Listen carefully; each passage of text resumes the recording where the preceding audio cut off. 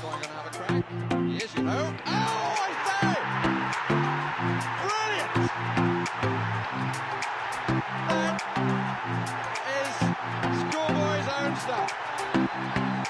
Oh, I bet even he can't believe it. Good morning and good morning to you. Welcome to this Good Morning Tottenham Away Monday episode. How was your Sunday, guys? Mine was alright, you know. How was yours?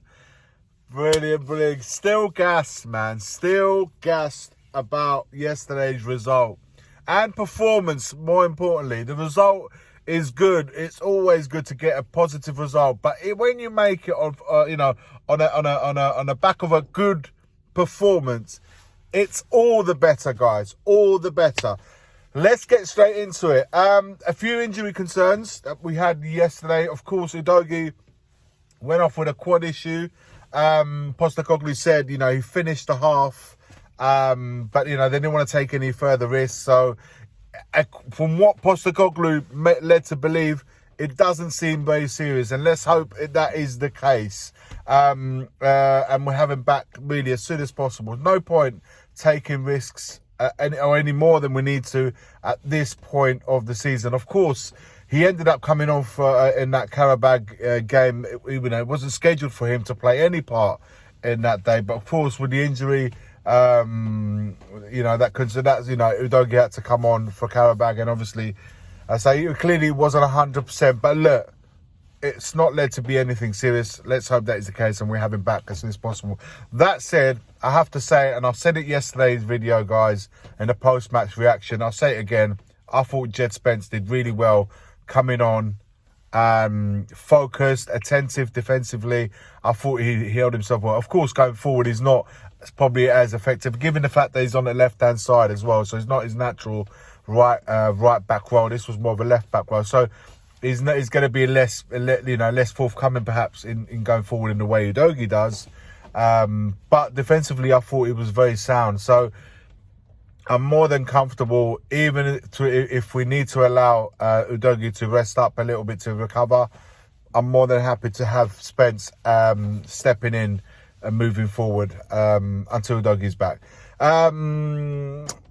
It was the other player that went off that had a bit of a knock. Obviously, Richarlison, he said, Postecoglou said, no point asking him, any more about him, because until he starts training, until he has anything new to announce, it's pointless. Same thing, Odobert, same thing. He looks like he's a little bit more serious. It may take longer. There's no definitive dates as yet. And of course, yes, Heung-min Son,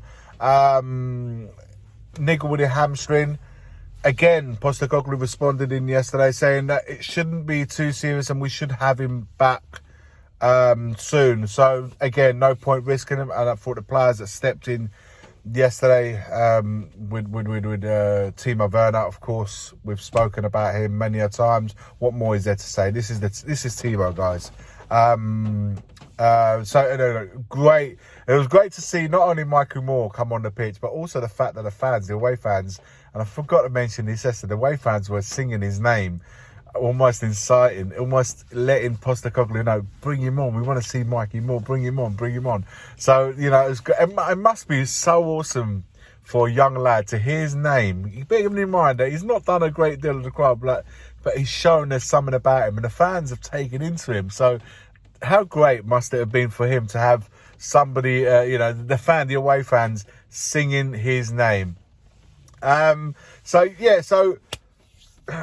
Again, what can we say on the back of yesterday's win? Everything that could go for us went for us, has to be said. But one thing I have to say, guys, I was reading about it, and of course Sky Sports, and listening to Gary Neville, of course. Listen to United fans, right? And this media circus that's going on with Sky as well, is particular. It's never like, look, we lose, it's our fault. We win, and it's because of the demerit of the opponents. Well, which is it then? Which is it? When we lose, is it our demerit? No, the opposition that beat us get the credit. So yesterday, where was the credit? There was hardly That, yeah, Spurs done well, but it was because United weren't up the rate. I'm sorry, it doesn't work like that. Listen, Gary Neville as well, he's not helping the United cause because he's always having to compare the United of old. This is not that United anymore. Gary, that is not the United anymore. That United team that you're talking about, the ethos that United team that had, it's not there anymore. It's gone. It's gone. This is a United team that's trying to refine itself and moving forward into a new area. They're trying with Ten Hag. They spent money for Ten Hag to get in the players they want. It's not quite happening. Now, Ten Hag, is he good enough? Is he not good enough? Getting rid of him, will it actually help? The new manager coming in, will it actually resolve the issues? You don't know. You don't know. But one thing I can definitely say, that United of old is done. You need to let it go and allow the new era for United. And they may go through this period for a little while. They will refine themselves. They will get back because United is an historical club. It's a great club, you know. But your roof is leaking. Your roof is leaking at the club, at the stadium. It's leaking. That's not United, man. That is not United. Your roof is leaking. It needs to mend. It needs to sort it out. You need to get it sorted out. And and you're thinking, well, what's the roof got? No, it has a lot to do with that. It has a lot. One of the most iconic stadium in world football leaking. It's got water leaks happening when it rains. So it's the whole club, the whole thing has to be, forget the old. We need to move on to the next era.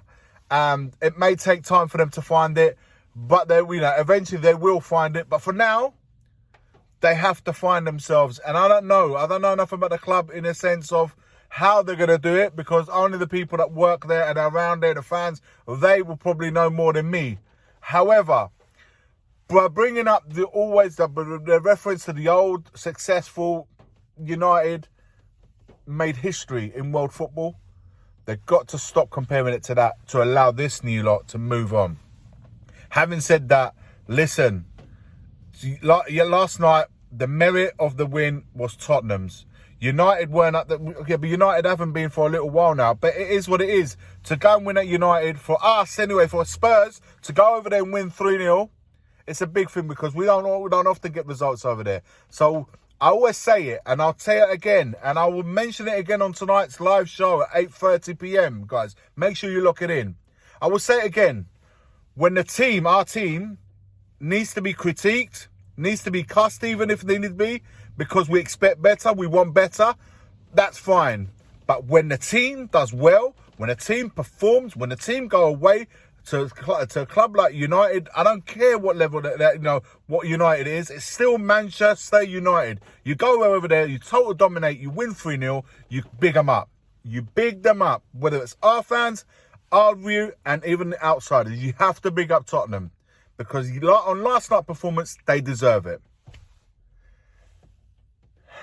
Back to happy because I'm still gassing over last night, the result. I thought it was a great result. But, I just wanted to address a few things that, for me, it's taken a liberty not giving the team the right props. And I will remind everyone on tonight's show as well, not just for those of you watching, but also the ones in the panel as well, the ones that need it anyway. Let me know your thoughts in the comments below. Like, comment, and subscribe. As always, forever always, come on you Spurs. The first game we look for, Robbie. Tottenham away. When we got Tottenham away. Tottenham away. When we got Tottenham away.